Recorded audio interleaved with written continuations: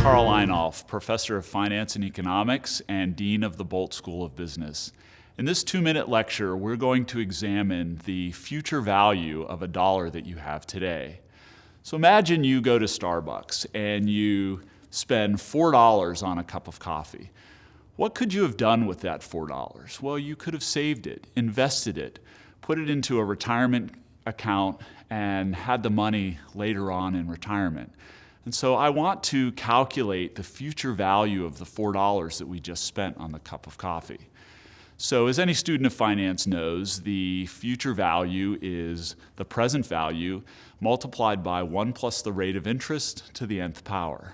So n is the number of years until retirement. So let's say we're going to retire in 30 years. We also need to decide what rate of interest we're going to use. So an annualized average rate of return that we might expect on an investment is 5%. And we're using 5% as an inflation-adjusted real rate of return. So let's do the calculation.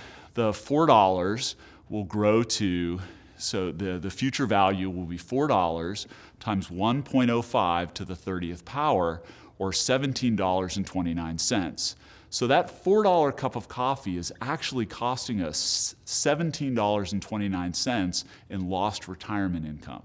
So the cup of coffee is a lot more expensive than you thought it was. The other way to think about it is that the $4, you spend the $4 today, you buy yourself a cup of coffee.